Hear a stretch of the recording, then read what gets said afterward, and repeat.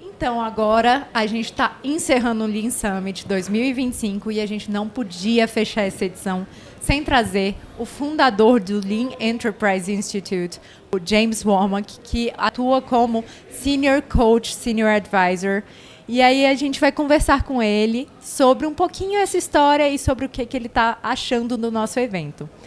James, so you're here in Brazil not for the first time. You've been here since forever because you've been here at our first event, our first summit.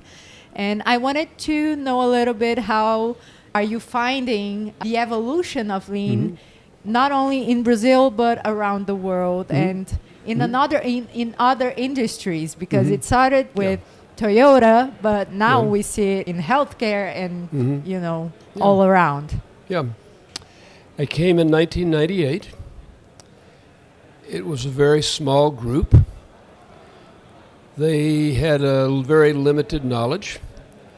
Many of them are from the motor vehicle industry, from Fiat, from Mercedes. And we talked about technical things. The value stream map, how to see horizontally the flow of value. What Toyota would call just-in-time, a pull system of replenishment. How to mistake-proof, it's something called judoka, how to keep from making a mistake that can ever go further than the point of the mistake. So it was very much the kind of thing that industrial engineers should have known about, but actually had not been taught. That's 1998. Small group, certainly almost all manufacturing, much of it automotive, not much knowledge, some interest. And now we come back today, which is 27 years later. No automotive here. There was a couple of fellows from Toyota, but they were here to talk about something that was very specific, not about Toyota, but just an idea. From all kinds of activities. Lawyers. Can you imagine trying to create a lean lawyer? That a large point of the objective of lawyers is to make things as complicated and as opaque as possible. And here's a fellow in a law firm who's trying to figure out how to do lean law. We had lots of people from healthcare trying to figure out. We have people from the education world.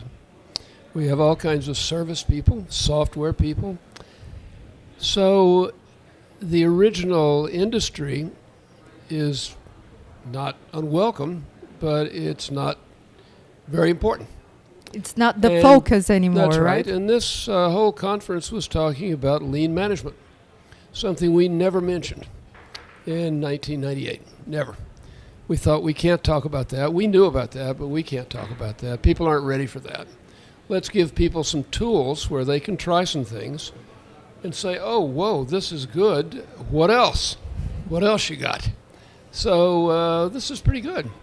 You should know that this institute is the most successful of the 32 Lean Institutes in the world. They're all set up as educational organizations, try to teach ideas. They're also missionary societies. We are trying to make converts. We've got the right way of thinking. We want you to try it out. So this is a very impressive thing here. This is 1,500 people, 5 sessions running at once in this vast auditorium, a very high level of energy, and mostly younger people.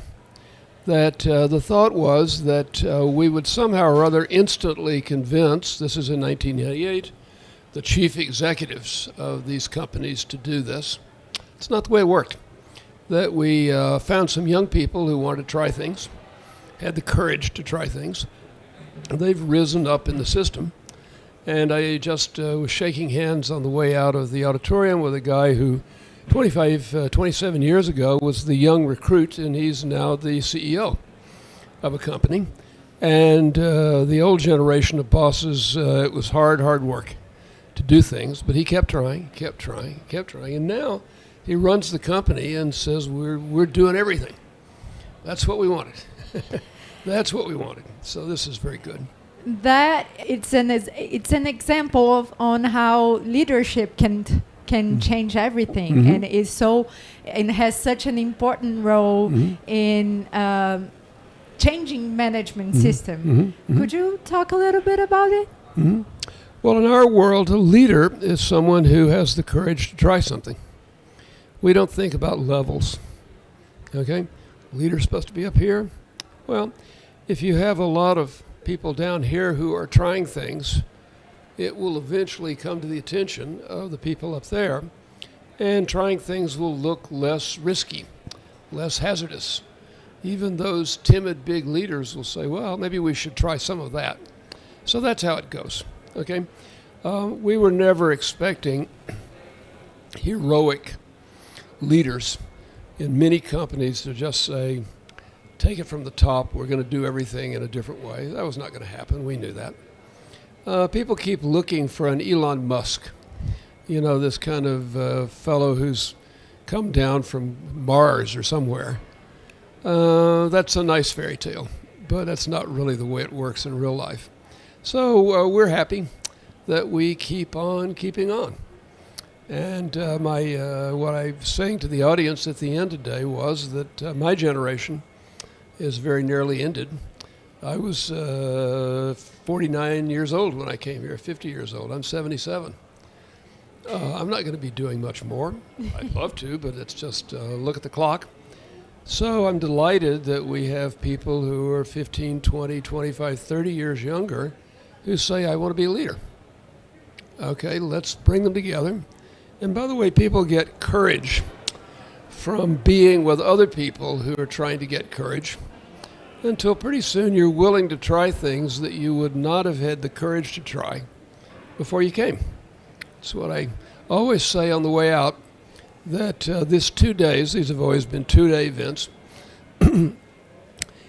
created value if you do something.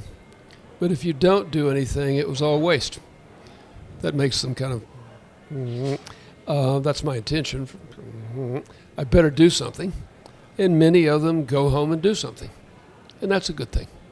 So I think that's the message, right? What are you going to do after you leave here? Yeah. Right? Yeah. And there are some people who came around who were here in 1998. And they're still doing things. Perfect. There are a lot of people in 1998 who went home and said, I'm not going to do that. And that's too bad, but that's the way of the world. Perfect.